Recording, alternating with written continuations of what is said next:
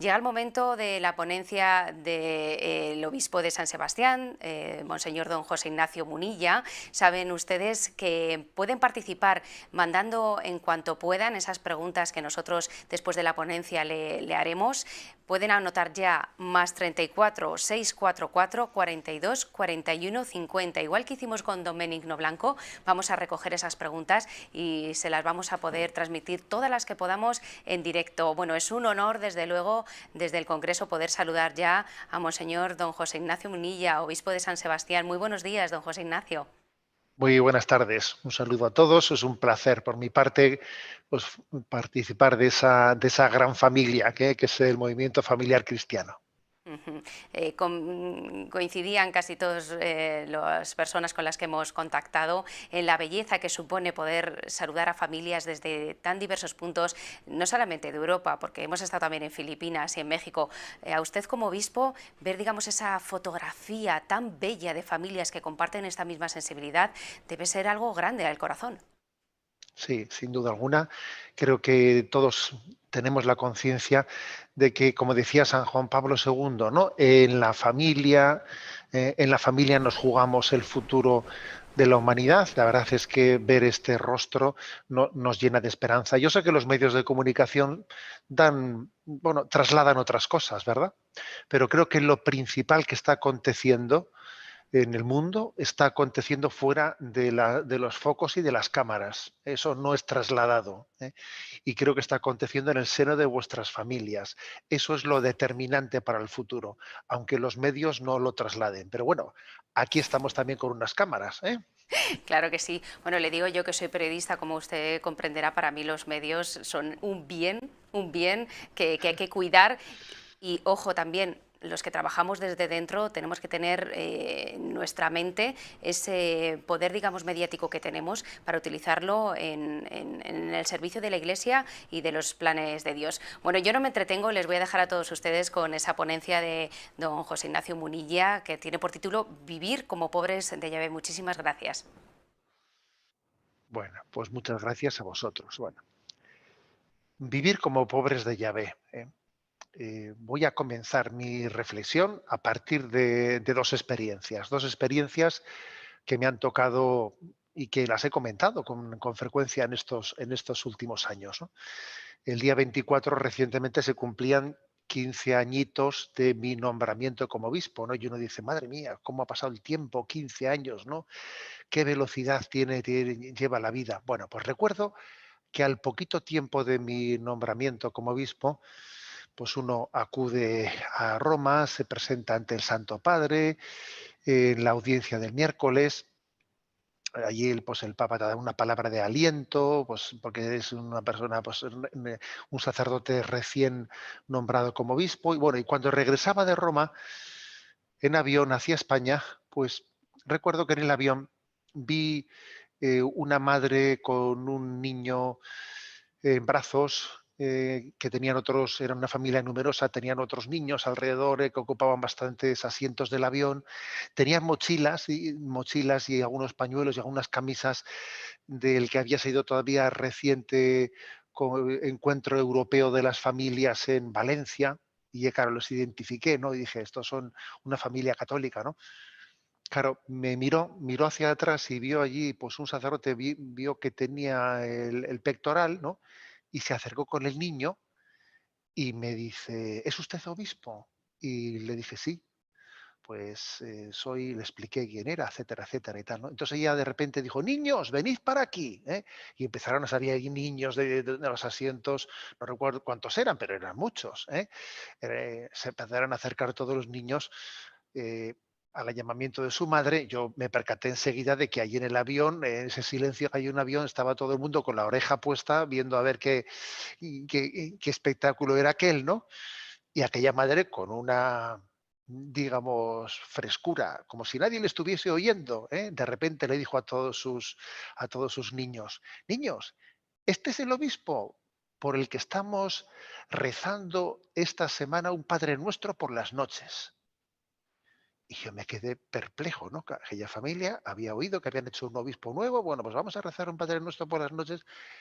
Yo pensé, bueno, en este avión de repente se ha tenido que producir en todas las personas que están aquí haciéndose un poco las dormidas y escuchando este espectáculo, con esta madre haciendo esta declaración así espontánea, se habrá tenido que producir un electroshock de testimonial de lo que es la vida de la Iglesia.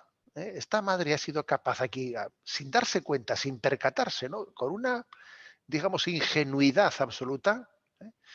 Ha sido capaz de transmitir una lección que desde luego yo creo que en 3 charlas, y en 4 conferencias yo no sería capaz de transmitirla, ¿no? Por la frescura de su testimonio, por la espontaneidad, porque en el fondo ha hablado como si nadie la estuviese escuchando, ¿no? Y en ese testimonio ha dicho mucho. Bueno, esa es una anécdota.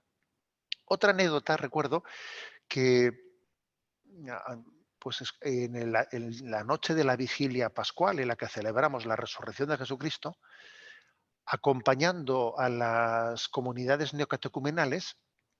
Bueno, claro, nunca había estado en una vigilia pascual acompañando a las comunidades neocatecumenales y entonces en un momento determinado, según es un poco costumbre, ¿no? En su celebración, pues un niño se sube al presbiterio y entonces en aquel momento le pregunta a sus padres, están sus padres allí presentes, ¿no? ¿Por qué esta noche es diferente?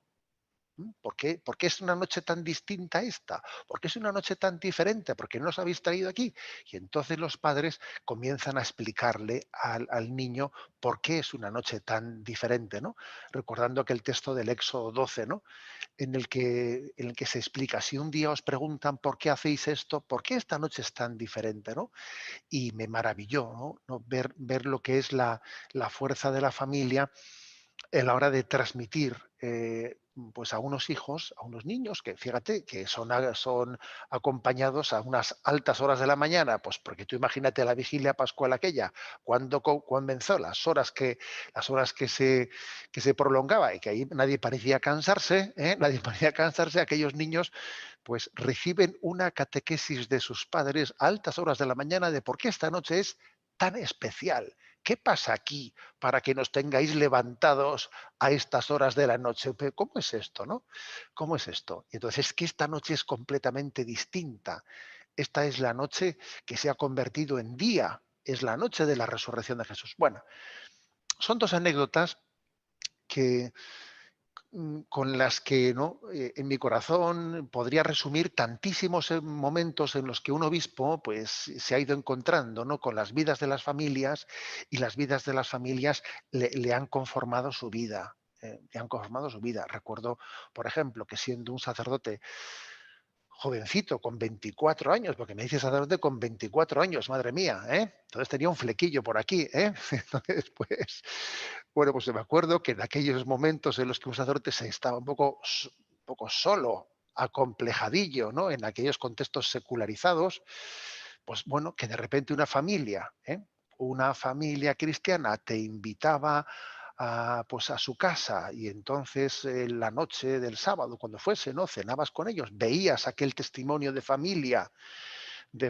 entregada, de familia en la que, bueno, todo el mundo lo daba todo, nadie tenía su metro cuadrado de, de aislamiento, ¿no? Todo era de todos y nadie tenía un minuto para él. Todo el mundo, bueno, pues claro, cuando tú veías ese modelo de familia de donación plena y total, tú salías de allí y te ibas a tu parroquia diciendo, madre mía, pues si estos tienen esta vida, de donación completa y total, allí no hay tregua ni hay espacios privados, ¿no? O sea, a ver, yo ahora no voy a ir a la parroquia y me voy a, encerrar en unos horarios para medir mi entrega. No voy a poner un letrero que diga despacho de 8 a 9. Fuera, si llega usted fuera de la hora del despacho, no le atiendo. A ver, no puede ser, no puede ser.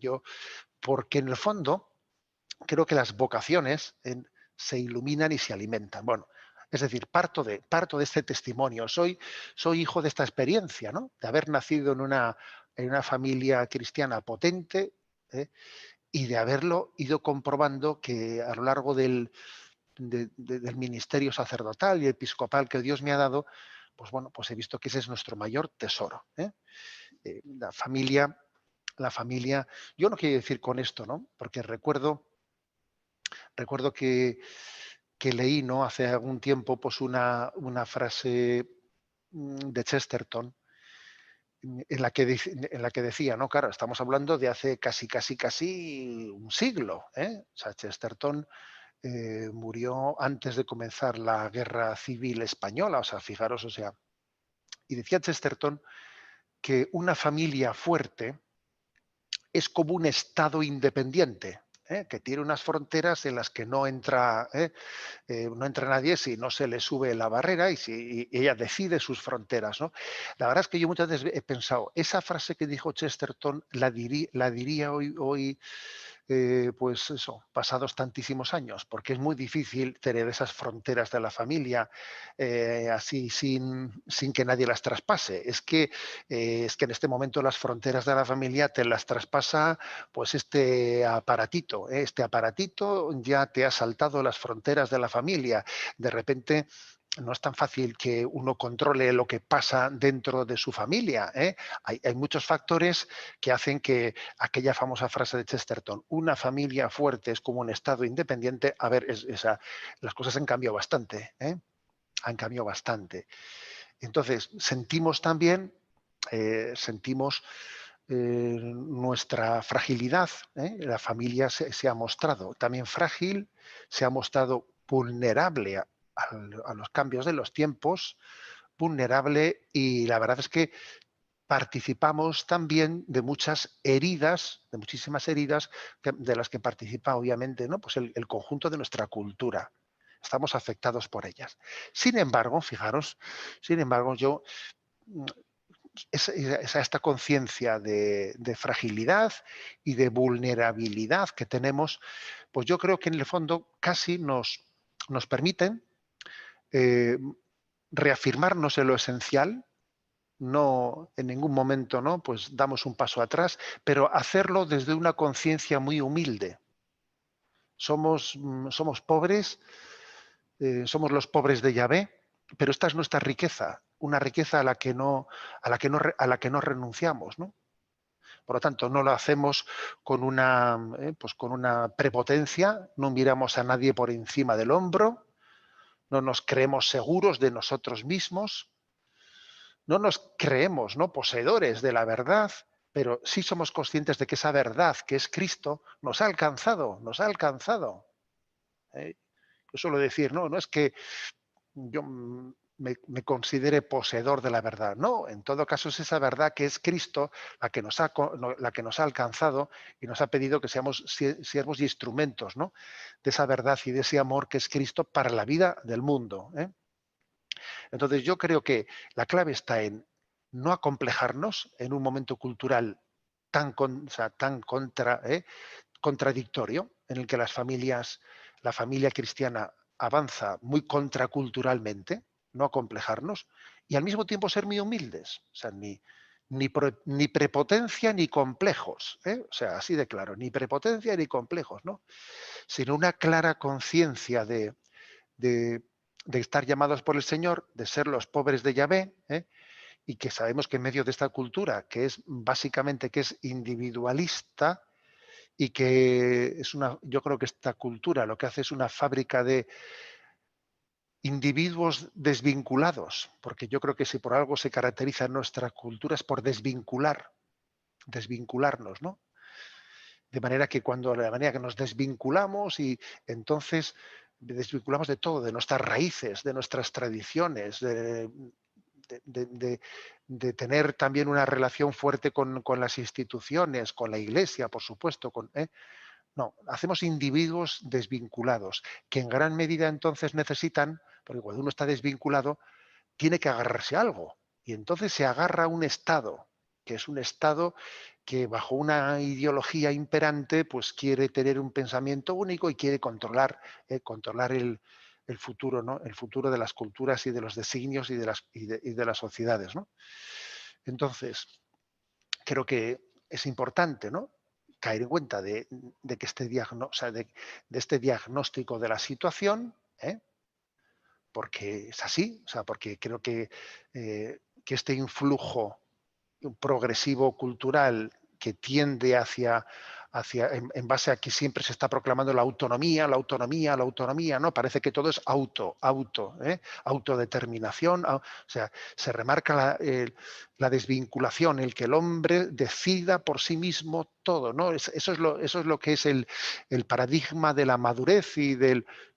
No, nosotros, sin embargo, creemos que la madurez del hombre, la felicidad del hombre se la juega no en su autoafirmación, no, sino en su comunión. O sea, hemos sido creados para la comunión y tenemos que estar atentos a, bueno, a toda una cultura que a lo tonto está creando situaciones de tenernos atrapados, de tenernos esclavos, ¿eh? Y hemos pasado del pan y circo de los romanos, pues yo qué sé, pues al sexo, a la pornografía, al fútbol y al internet, y ya está, ¿no? Y con una serie de otros nuevos resortes, pues estamos fácilmente, ¿no? Pues generando una cultura en la que estamos siendo atrapados, ¿no? Y generando en nosotros, pues, adicciones, muchísimas adicciones nos aíslan, hay adicciones en las que nos vemos aislados y desvinculados, ¿no? De nuestra vocación a la comunión con Dios, a la comunión familiar y a la comunión con la sociedad. Bueno, este es una situación, o sea, este es el panorama, que es duro, pero me atrevo a decir una vez más, sin, desde esta debilidad en la que estamos, desde esta debilidad en la que estamos en una oportunidad de una afirmación humilde de nuestra identidad y de nuestra vocación, ser pobres de Yahvé, con toda la pobreza que tenemos, porque ninguna de las familias que me está escuchando ahora mismo, pues ninguno estamos para echar cohetes por la ventana, ¿eh? Todos tenemos claro que aquí somos frágiles al máximo, ¿eh? No estamos para echar cohetes por la ventana, somos pobres, pero somos pobres de Yahvé. Y ser pobres de Yahvé es, bueno, yo en mi pobreza reafirmo la esperanza cristiana, el proyecto de familia cristiana. Entonces, vamos a ver, yo voy a, mm, para concluir, o sea, para aterrizar, mejor dicho, en esta reflexión, voy a proponeros brevemente 10 pautas para vivir la vida de la familia con este espíritu de pobres de Yahvé. 10 pautas muy sencillas. Obviamente soy consciente de que cada una de ellas daría para... No, pero lógicamente voy a ser sencillo y breve describiéndolas, sabiendo que después, bueno, vosotros también las vais a reflexionar con más, mm, con más pausa. La primera de ellas es eh, el cultivo de la visión de fe, la acogida de la revelación. Creo que hoy en día una familia está llamada a decir, no podemos pensar mundanamente. Estamos llamados a partir de la revelación de Dios. Dios se ha revelado, Dios nos ha mostrado. Tenemos que una y mil veces abrirnos a acoger cómo Dios ve las cosas, cómo Dios nos las muestra. O sea, la visión de fe es aquella que dice, a la hora de dar una palabra de sentido, tenemos que partir de no solo de que Dios existe, sino de que Dios ha hablado. Luego, si Dios ha hablado, una familia tiene que estar abierta a acoger la palabra de Dios y el magisterio de la Iglesia.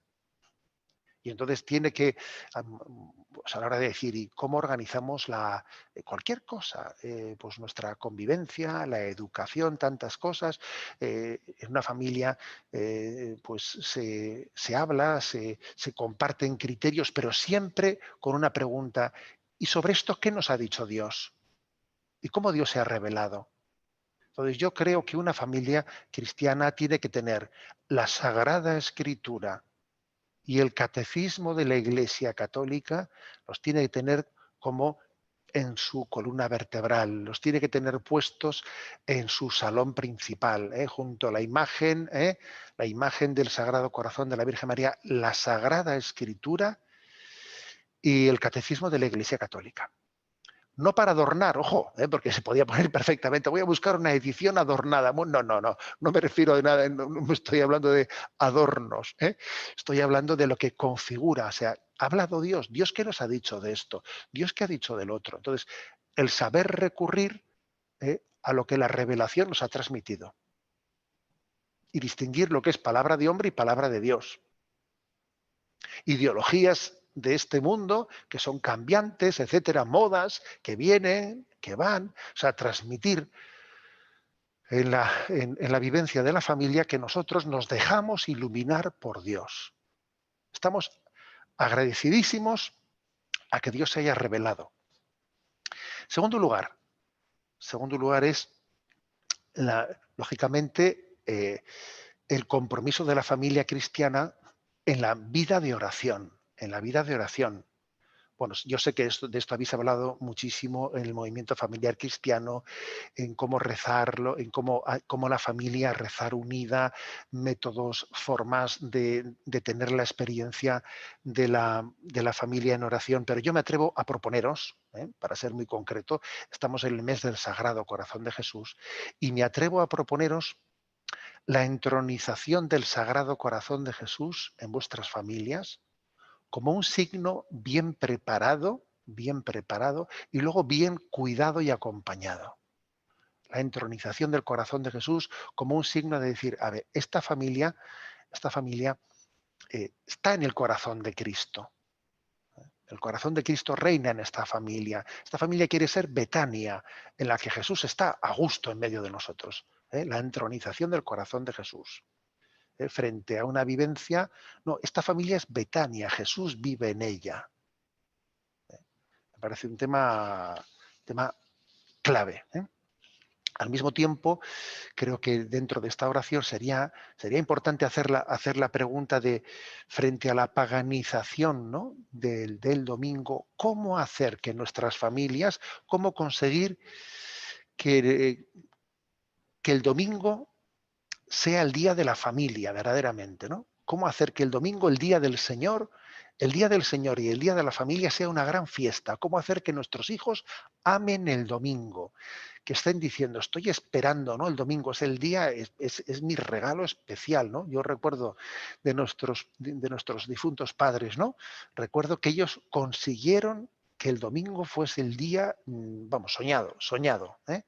También es verdad que ellos, claro, el domingo no trabajaban, etcétera, y entonces ellos consiguieron que eso fuese para nosotros una fiesta. ¡Qué gozada! Es domingo, ¿no? Y entonces, bueno, ¿cómo hacerlo? ¿Cómo hacer que el domingo sea la gran fiesta familiar, dejando que el corazón de Jesús reine en nosotros? Tercera pauta, educación y la austeridad. La educación y la austeridad. ¿eh? Que creo que es básica, creo que es básica, para que no seamos arrastrados por una sociedad en la que no se hace más que, de alguna manera, pues caprichos y tal. Cuando resulta que no sabemos poner un límite pues a los caprichos, nos convertimos fácilmente en unos manipulables, somos manipulables, ¿no? Una familia creo que es una educación en la austeridad, ¿no? En valorar más el ser que el tener. Eso solamente se puede transmitir en la familia, valorar más el ser que el tener. Y entonces, pues, el que uno sea capaz de arreglarse con menos cosas, estupendo. Y eso en nuestra familia lo hemos visto como la ropa se hereda de unos a otros, se comparten las cosas, pues mira, pues comemos de una manera en la que aprendemos a comer de todo. Aquí no vale esto me gusta y esto no me gusta, no, aquí el gusto se educa, se aprende, porque claro, la batalla en el gusto por la comida es una de las primeras grandes batallas que acontecen en la vida. O sea, si uno vive bajo el paradigma de la apetencia, me apetece, no me apetece, adiós, estamos muertos desde el minuto primero, porque ya no reina en la familia otra cosa, sino el gusto propio, el gusto propio. Bueno, esa es una batalla muy importante. La batalla en la austeridad, y en la educación del gusto y de las apetencias. Importantísima.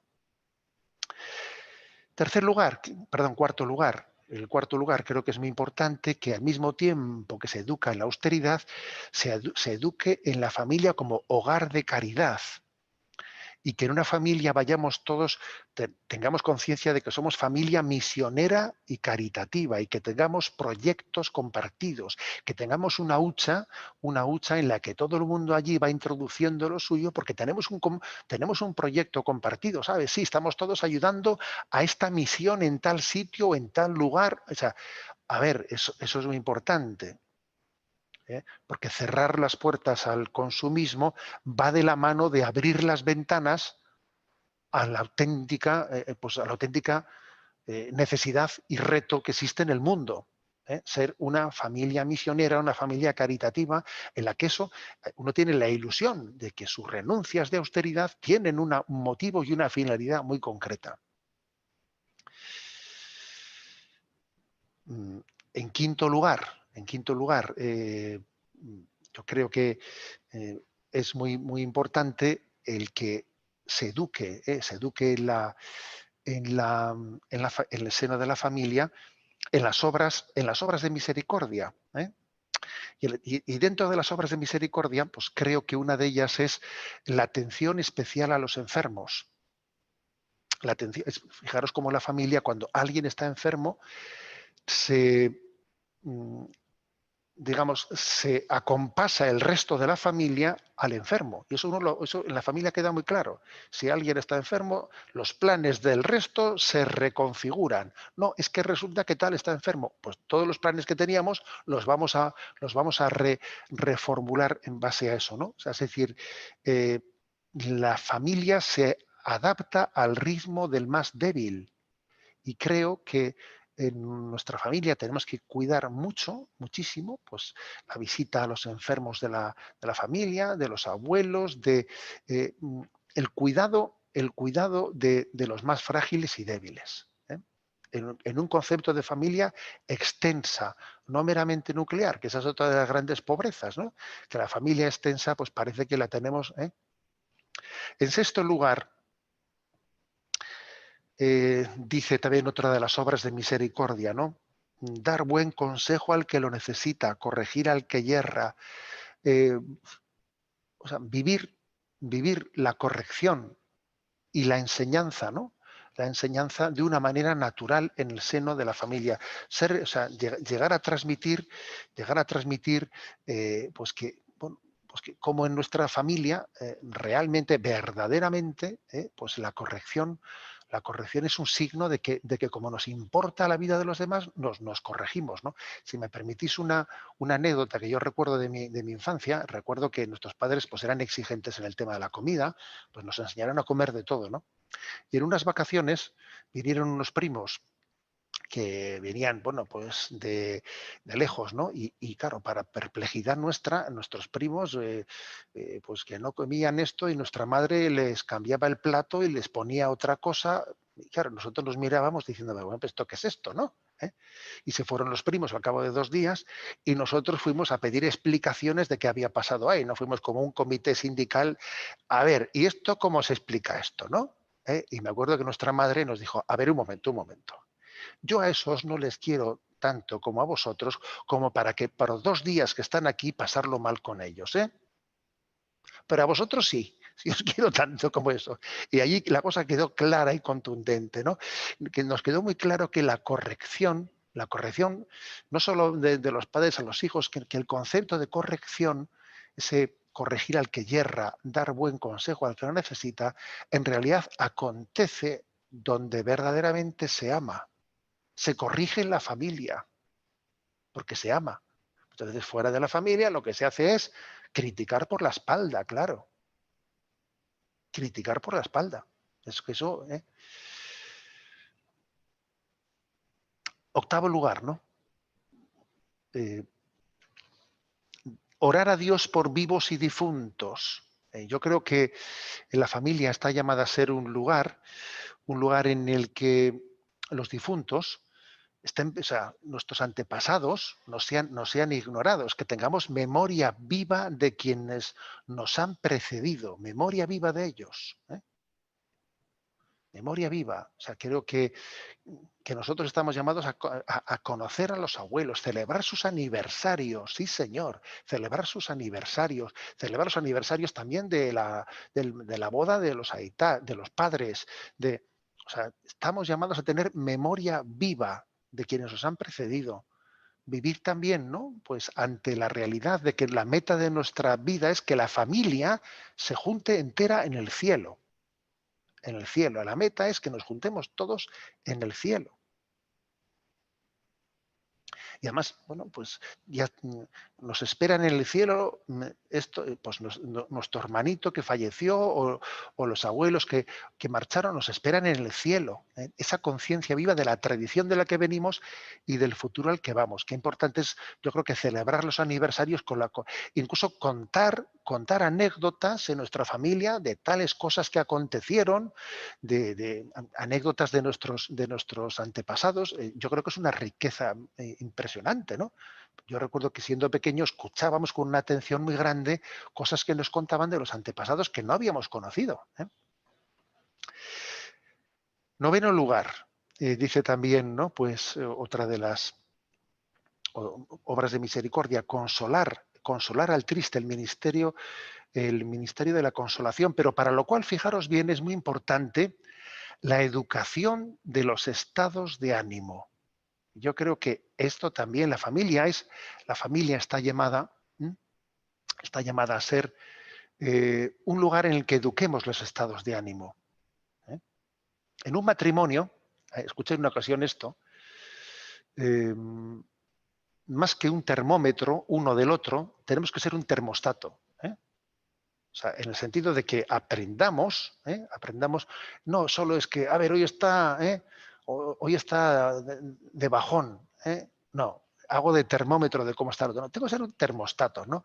Termostato que yo sea capaz de educar, de ayudar a educar los estados de ánimo de los demás. ¿Eh? Educar los estados de ánimo que uno cuando aprenda a que cuando tiene un momento malo, sabe su momento malo, sobrellevarlo y relativizarlo porque se adapta también al conjunto de la familia y sus momentos eufóricos sabe un poquito bajarlos porque es el que él tiene que estar pensando no en mi yo, no, sino que yo me adapto al conjunto de la familia. ¿Eh? Tenemos que ser más termostato que termómetro. ¿Eh? Y por lo tanto creo que la familia es un lugar en el que acompasamos, acompasamos. Y yo también, cuando alguien está triste, comparto su tristeza. Cuando alguien está alegre, comparto su alegría. ¿No? Alguien dijo, ¿no?, que la mortificación que más agrada al corazón de Dios es la de nuestros estados de ánimo. Aprender a mortificar nuestros estados de ánimo es una de las mayores, ¿no? O sea, mortificar mi estado de ánimo es que, bueno, pues que si yo tengo un día, un mal día, no tiene la familia por qué estar sufriéndolo, sino yo tengo capacidad de mortificar mis estados de ánimo y, y, pues sumarme y compartir las alegrías y los proyectos de los demás sin que mis estados de ánimo estén descarrilando al resto de la familia. No exasperarse, no tener bloqueos anímicos, eso tiene que ser educado en la familia. Y uno se educa, bueno, pues no siendo un francotirador, sino aprendiendo a ir en familia compartiendo las alegrías y las penas de la familia. Y por último, ¿no? Yo creo que el último de los consejos es el de vivir la familia como la escuela y la casa del perdón, porque creo que la familia es la casa del perdón, en la que se aprende también lo que dice esa obra de misericordia, sufrir con paciencia los defectos del prójimo. Paradójicamente la familia es el lugar en el que se corrige, al que yerra, se corrige, pero al mismo tiempo se sufre con paciencia sus defectos. Las dos cosas, ¿eh? Porque alguno diría, oye, ¿eso cómo se compagina? ¿Qué hacemos? O corregir al que yerra o sufrir con paciencia los defectos del prójimo? ¿Qué hacemos? ¿Una u otra? Porque, a ver, no se puede hacer las dos cosas a la vez, ¿no? Porque soplar y sorber parecen incompatibles, ¿no? Bueno, pues la familia tiene ese don, tiene el don de saber corregir y al mismo tiempo saber aceptar a las personas tal y como son, y somos conscientes de que ese don del perdón, de amarnos tal y como somos, pues lo hemos aprendido en el seno de la familia. Qué importante es que el matrimonio vaya por delante, ¿no? En ese testimonio, un buen matrimonio es la unión de dos grandes perdonadores, ¿eh? Y eso es lo que les va a posibilitar también tener esa relación de misericordia, de paciencia, pues con con los hijos y con el resto de la familia. Bueno, creo que estas son, digamos, dichas de una manera así escueta, etcétera, pues 10 pautas, que me atrevo a proponeros para vuestra reflexión, para vuestro trabajo en grupo.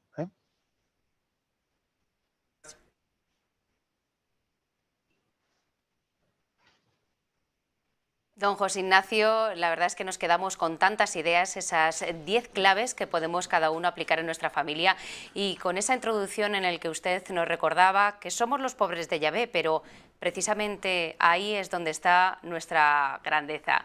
Mire, hemos recibido varias preguntas. Una de ellas también es, digamos, una experiencia, y a mí me gusta compartir, digamos, todo lo que nos llega, porque todos estamos formando parte de este congreso. Nos cuenta la familia Ruano Abad desde Madrid que ellos santifican el domingo, que procuran que la misa sea el momento central de ese día, se visten con lo mejor que tienen, que dedican tiempo para estar en la familia, que en pandemia decidieron pues dar catequesis a sus hijos, y también, y muy importante, que se abstienen de teletrabajar y de no ir de compras. ¿Usted cómo ve esta forma de, digamos, dar al domingo el papel principal que en muchas ocasiones olvidamos?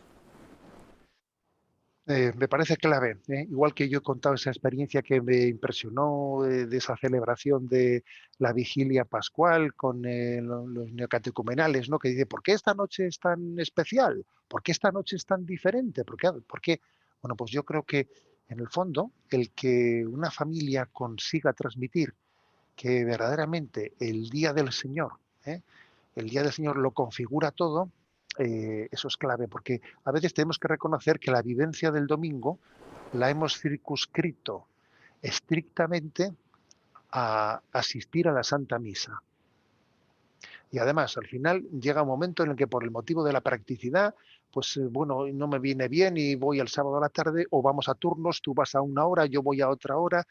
A ver, es una pobreza cuando la vivencia del domingo, ya sé que la Eucaristía es lo más importante, por supuesto, pero precisamente porque la Eucaristía es tan importante, lo configura todo, configura el resto del domingo, lo configura todo. Entonces tiene muy mala, muy difícil y mala integración, pues que yo el domingo pues esté, pues por ejemplo, si soy un estudiante, pues este domingo a mí que no me hablen porque como tengo exámenes, pues estoy encerrado y para mí no hay familia. Vamos mal, vamos mal. Ya sé que, pues que habrá que dedicar un rato al estudio, pero vamos mal si resulta que ese domingo pues no hay familia. O si uno hoy en día con el teletrabajo, lógicamente es un riesgo. El teletrabajo es un riesgo en este sentido. Es un riesgo para que un poco las fronteras que en un trabajo, digamos, normalizado están bastante más claramente establecidas, como que yo vuelvo a casa y ahí cierro la puerta y no, pero el teletrabajo es uno de esos ejemplos en los que no se sabe exactamente dónde están las fronteras de nuestro hogar. Pues de repente yo tenía que tener una presencia. Lo lógico sería que yo saliese el domingo, ¿no? Que saliese el domingo a pasear, que la asistencia a la Santa Misa la hubiésemos. Yo, por ejemplo, recuerdo con mucho cariño, como nuestros padres, a ver, nuestra familia, la verdad es que nuestros padres eran muy trabajadores y no paseábamos nunca, excepto cuando íbamos a la Santa Misa, que solía ir precedida y acompañada posteriormente, bueno, Bueno, pues de un estar a gusto en la ciudad, de un pasear, o sea, integrada la Santa Misa en un conjunto de convivencia entre nosotros, de visitas familiares, ojo, visitas familiares, pues, porque también esa es otra de las grandes pobrezas, ¿no? El hecho de que en las grandes urbes, ciudades, etcétera, pues vivimos muy aislados, ¿no? Entonces, yo creo que eso que decía, esa familia Ruano, ¿no? Pues me parece maravilloso. O sea, tenemos que hacer verdaderamente, o sea, decir, el Señor es el día del Señor. Por lo tanto, siendo el día del Señor, es el día de todo lo que está en el corazón del Señor, especialmente pues, el día de la familia, el día de los pobres, el día de- de abrir nuestro corazón a tantas cosas, el día, por ejemplo, fijaros, decir, vamos a ver todos una película juntos. ¿Qué película vemos este domingo? Venga, vamos a entre todos a buscar algo que nos guste. La verdad es que, claro, ese disfrute compartido, eso es y luego comentar esa película, etcétera. Hay que, hay que conseguir que el domingo sea todo él una vivencia, no meramente un día en el que uno tiene que buscar un hueco en su agenda individualista para ir a misa. Eso es una hecatombe. Eso es una hecatombe. Tenemos que conseguir que la vivencia de la resurrección de Cristo lo impregne todo. Ujú. Pues, don José Ignacio, hacen una pregunta bien interesante para los padres católicos que tenemos, digamos, familia numerosa, cuando nos planteamos las vocaciones de cada uno de nuestros hijos. Y Jesús desde Burgos le pregunta, ¿qué les podemos decir a nuestros hijos para que descubran que la vocación al sacerdocio es tan rica como usted lo alumbra? Bueno, la verdad es que os voy a contar otra pequeña anécdota, ¿no? Que di ejercicios espirituales hace años ya en un seminario de México. He visto por ahí que hay algunos oyentes que nos siguen desde México, ¿no? Y estuve en Guadalajara. Claro, Guadalajara era un seminario que era tremendo, que para un obispo de Europa ver aquel seminario, que no sé cómo estará ahora, pero que en aquel momento, pues es que había vocaciones numerosísimas y te impactaba, ¿no? Te impactaba aquellas vocaciones tan numerosas, ¿no? Y bueno, pues yo entre las charlas iba recibiendo a chicos, iba hablando con ellos, etcétera, ¿no? Y no olvidaré que hablé con uno de ellos, hijo de una familia profundamente católica, que además eran descendientes de algunos mártires. En su familia había habido mártires de la cristiada, de la persecución religiosa, y bueno, y entonces, claro, estaba muy configurada esa familia por aquello, y era una familia numerosa que, bueno, me enseñaba fotos, etcétera, ¿no? De su familia. Y entonces me dice, el chico me dice, yo no sé, tengo un poco de remordimiento porque yo digo, no sé, el hecho de que yo ahora salga con con vocación sacerdotal, no sé, no será una falta de aprecio de lo que yo he vivido en la familia, o sea, con una familia tan maravillosa que he tenido, no me está faltando el aprecio a la familia porque yo ahora salga con que quiero ser sacerdote. Y yo le decía, no, por Dios, no pienses eso, no pienses eso. O sea, lo que sería peligroso sería lo contrario, que tú hubieses tenido una experiencia de familia catastrófica y que quisieses ser sacerdote. Eso sí que sería peligroso. Eso sería peligroso, porque curiosamente las vocaciones se estimulan. Se estimulan. Las crisis vocacionales nunca son crisis vocacionales, nunca ha ocurrido en la vida de la Iglesia, por ejemplo, que haya habido. Estamos en un momento de crisis de vocación sacerdotal, pero sin embargo estamos en un momento de un gran auge de vocaciones a la vida religiosa o en un momento de auge a la vocación al matrimonio cristiano, aunque han bajado las vocaciones al sacerdocio. Eso nunca ha ocurrido. Las crisis son todas al mismo tiempo para arriba, se recuperan todas juntas y cuando caen, caen todas juntas. O sea, porque esto, esto que acabo de afirmar, vamos, me atrevo a decir que sin excepción en distintos lugares culturales y en todos los tiempos. ¿Por qué? Porque es que en el fondo, bueno, vivimos, o sea, nos estimulamos mutuamente, mutuamente, ¿no? Entonces el Señor, ¿dónde tiene el caladero? Permitidme que hable en términos de pesca, ¿no? De pesca. Y dice, ¿dónde está el caladero para ir a pescar? ¿Qué se dice? ¿No? Bueno, el Señor utiliza la imagen de la pesca, ¿no? Y también podríamos hablar de la pesca vocacional, ¿eh? De la pesca vocacional. ¿A dónde voy a pescar? Pues obviamente ese lugar es la familia.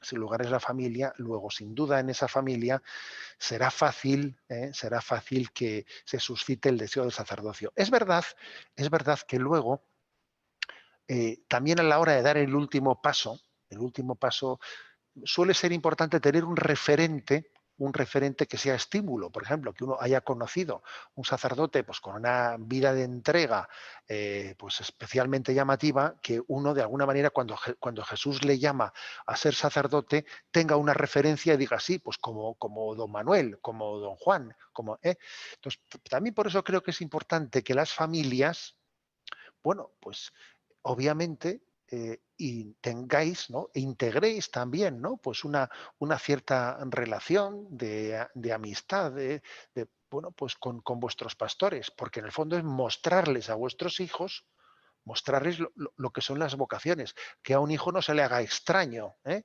Extraño lo que es ser un cura, que a veces eso suele ocurrir así. Un cura, a una ocasión me pasaba a mí, y cuando yo era sacerdote, que de repente ibas a visitar una familia, entras en el ascensor, te ves con alguien, ve un cura y te pregunta, ¿ha fallecido alguien? Digo, no, es que vengo, no es porque venga porque se haya muerto alguien, no, es que vengo a visitar una familia. Es que hay gente que tiene un concepto de que si viene un cura ha tenido que morir alguien. Oiga, la gente tiene relación con los sacerdotes, tenemos amistad pues le he invitado al sacerdote a nuestra casa que esté con nosotros. O sea, esa naturalidad de relación obviamente es muy importante, ¿no? Para que nuestros hijos tengan puntos de referencia, ¿no? Cuando el Señor les comunique, les siembre en ellos la semilla de la vocación. Ignacio, le preguntan desde Toledo, exactamente es el equipo de Santa Gema de Villatobas, y le preguntan sobre la transmisión de la fe en la familia, porque ellos comentan, si somos cristianos y profesamos la fe que nuestros antepasados nos han inculcado, ¿por qué es tan fácil ahora abandonar este legado, si solo basta con estar cerca del Señor en la Eucaristía?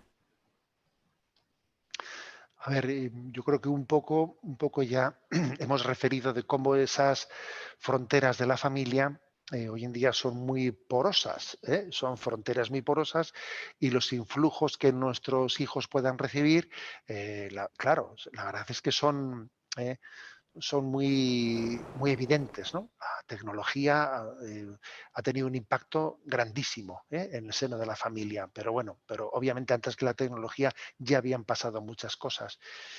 Creo que también se generan modelos culturales en los que unos adolescentes fácilmente se pueden sentir acomplejados. Es muy fácil que un adolescente se sienta acomplejado ante un modelo cultural en el que le deja en ridículo, en el que parece que para ser un joven moderno hay que responder no sé de qué manera, qué estereotipo, y tú parece que eres pues un pringao, como se dice así. Bueno, eso es así. Yo creo que mm, para poder tener, ¿no? Una capacidad o sea, para poder tener una identidad fuerte y para no ser fácilmente arrastrado, hay que ir poco a poco educando a nuestros hijos en una capacidad crítica, en una capacidad crítica en que uno, eh, pues, por ejemplo, vea, ¿no? Vea ciertas cosas en los anuncios publicitarios, y vea que en ellos hay estereotipos que nos están manipulando, ¿no? O sea, o una capacidad crítica frente a las ideologías, etcétera. Yo, por ejemplo, recuerdo que en nuestra infancia, nuestra adolescencia, pues el grupo terrorista ETA, que aquí en el País Vasco, ¿no? Pues en aquel momento estaba ganando una parte importante de la juventud. Había una parte importante de la juventud, ¿eh? que pensaba que vitoreaba a los terroristas, ¿no? Como si fuesen unos salvadores. Y entonces yo recuerdo que nuestros padres nos transmitían una capacidad crítica, diciendo, esto que ha ocurrido, fijaros esto que ha pasado, mirad esto, o sea, ellos cuidaban de que nosotros tuviésemos una lectura de la realidad con una capacidad crítica, mientras que muchos compañeros nuestros estaban siendo fagocitados pues, por aquel ambiente, ¿no? Entonces, a ver, creo que claro, para que verdaderamente los padres sean los que transmiten los valores a los hijos, ¿no? Sin que la cosa se les vaya de las manos, es que, claro, supone estar muy cerca de ellos en la lectura de la realidad que hacen, en la lectura de la realidad. Es decir, eh, es cómo uno va leyendo las cosas, ¿no? Entonces, cómo leemos la cultura, cómo leemos esto, cómo leemos lo de más allá, cómo leemos. Yo, por ejemplo, otra anécdota, pues cuando me acuerdo que veíamos la televisión y a veces tú veías, pues, por ejemplo, pues un programa frívolo, frívolo en el que una presentadora se vestía de no sé qué manera para que fuese, pues recuerdo que nuestro padre nos hacía caer en cuenta, pero ya os dais cuenta de cómo, que cómo en este tipo de programas se viste a alguien de una manera para que seamos fácilmente, ¿no? Pues sensualizados y atraídos por la atención que te genera pues el que alguien esté vestido así y de esa manera, ¿no? Pues tenernos captados, ¿eh? Y como, bueno, a ver, según va creciendo, según nuestros hijos van creciendo, tenemos que ayudarles a tener una lectura crítica, ¿eh? Porque la transmisión de los valores en positivo tiene que conjugarse también con la lectura crítica. Si no, si no, claro, fácilmente los valores, les transmito la fe, les transmito los valores positivos, sí, pero educar no solo es decir sí a, sino también un no a lo que es contrario y contradictorio. O sea, la educación no solo es una afirmación en positivo, que ciertamente es lo principal, sino después también un discernimiento en coherencia de qué no es compatible con esos valores, esos valores positivos que estamos transmitiendo. Y esto segundo es muy importante y además ocurre que es lo que nuestros hijos captan con mayor facilidad, claro. ¿Eh? Captan con mayor facilidad. Pregunta porque no queremos robarle más tiempo. Es bastante concreta, pero tiene muchísimo para comentar. Nos preguntan, ¿cómo evangelizar desde la familia a los guerreros de lo social de esta nueva religión totalitaria del pensamiento único progresista? Madre mía, ¿eh? La verdad es que existe este momento. Estamos viviendo un momento que todos somos conscientes, ¿no? Sé que esta mañana ha estado con vosotros Benigno Blanco, no he podido estar escuchando el Congreso, ¿no? En ese momento, únicamente está un ratito, pero tenía otras cosas y sé, por ejemplo, que Benigno Blanco pues es alguien que tiene pues un don especial también para hacer una lectura de ese pensamiento único que se está imponiendo culturalmente. Culturalmente. Entonces, yo creo que, bueno, obviamente habrá que ser capaces, ¿no? En la medida en que hemos ido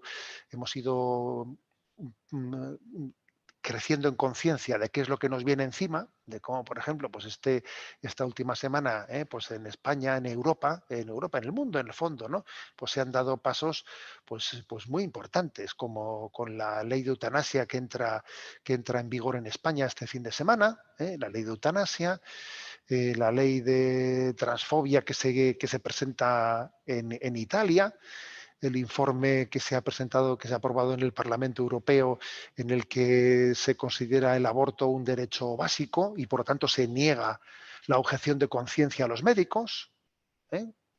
Para que no puedan negarse a hacer el aborto.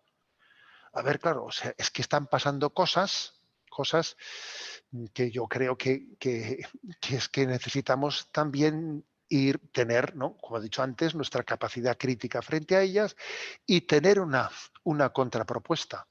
Y la contrapropuesta es, bueno, pues por ejemplo, frente a ese tema, ¿no? Del aborto, ha salido la noticia esta semana que se ha batido el récord, el libro Guinness, de una vida de la vida que ha sido capaz de sobrevivir, la vida humana, habiendo nacido con 340 gramos, un niño, ¿no?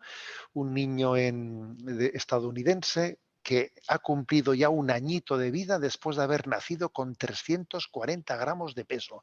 Y entonces nos convertimos en enamorados de la vida y vemos que el auténtico milagro es cómo cuidar la vida frágil, ¿no? Pongo un ejemplo, ¿eh? Entonces, a ver, a mí me parece que en medio de este ambiente tenemos que subrayar los valores contrarios, ¿eh? O, por ejemplo, frente a lo que supone que es la eutanasia, ¿no? Esa salida fácil, pues el que nosotros valoremos lo que es la maravilla de poder estar acompañados por nuestros mayores, del testimonio que tantas personas están dando, ¿no? Eh, de lo que es la maravilla de haber podido cuidar, estar con tus mayores, con tus padres, con tus abuelos en los últimos momentos de su vida. O sea, la maravilla de despedirse bendiciéndonos, dándonos, encomendándonos unos a otros, ¿no? O sea, remarcando. O sea, yo creo que frente a ese tsunami, estamos llamados primero a tener una capacidad crítica, pero a ser un enamorados de los valores en positivo, ¿no? De los que estamos, yo creo que tan necesitados, ¿no? Pues, por ejemplo, imaginaros lo que es el valorar. Estamos en una cultura en la que no valoramos suficientemente a nuestros mayores. Cuando yo en alguna ocasión voy a visitar a misioneros en África, siempre me ha llamado la atención que vas a una tribu africana, en algunos lugares, pues me estoy acordando de Etiopía, etcétera, que tardábamos en llegar, y allí, bajo un árbol, toda la tribu reunida, eh, porque hemos ido a inaugurar, pues yo qué sé, pues un pozo de agua, una capilla, vas allí a visitar a los misioneros, y en medio de todos te presentan a los ancianos de la tribu. Ellos allí sientan a sus ancianos y toda la tribu alrededor y te presentan al anciano. Y el anciano te da un regalito como de bienvenida, ¿no? Y dices, fíjate tú esta cultura, cómo valora a sus mayores. Nosotros a los ancianos los escondemos, ¿eh? Los escondemos, les ponemos en un lugar cómodo, ¿no? Para hacer nuestra vida. Entonces, por ejemplo, ¿cómo hacer que en nuestra cultura nuestros mayores, ¿no? tengan un peso mayor y se les valore tremendamente, ¿no? Creo que frente a ese nuevo paradigma de lo que supone la eutanasia, por ejemplo, o el aborto, creo que estamos llamados, ¿no? a redescubrir los valores que están a veces pues en penumbra y que son maravillosos, porque obviamente es mucho más atrayente esto que acabo de comentar que ponerle una inyección a alguien para que se muera. ¿eh? O es mucho más atrayente ver cómo una vida de 340 gramos sale adelante, ¿no? y llega, ¿no? y llega a desarrollarse en plena normalidad, que no ver cómo nos quitamos la vida de encima, pues porque no nos viene bien y rompe nuestros planes, ¿no? Bueno, tenemos que ser enamorados, enamorados del don de la vida y del don de la familia, para que así también, digamos, no vivamos únicamente en resistencia frente a un ataque, sino además, de tener capacidad crítica, estemos enamorados de los valores evangélicos. Ujú. Pues me quedo sobre todo con esa admiración hacia las personas mayores. Lo hemos dicho en este congreso. Una persona mayor significa una experiencia acumulada de la que todos tenemos muchísimo que aprender. Así que, pues muy enamorados de la vida desde el inicio hasta el final. No nos ha dado tiempo a formularle todas las preguntas que nos han llegado por parte del WhatsApp. Os agradecemos a todos que las hayáis enviado al +34 644 42 41 50. También me comentan que agradezca también a todas esas contribuciones que nos estáis haciendo llegar a través de Bizum para sostener un proyecto tan bonito como este Encuentro Europeo del Movimiento Familiar Cristiano. Le agradecemos todos y cada una de las más de 210 familias que estamos participando en este Congreso Europeo, que Monseñor don José Ignacio Munilla no solamente nos haya dado parte de su tiempo, sino que nos haya dado parte de su clarividencia a la hora de poner blanco sobre negro tantas cuestiones de familia que nosotros vamos a discernir ahora en grupos. Don José Ignacio, muchísimas gracias. Un saludo a todos, encantado. Muchas gracias.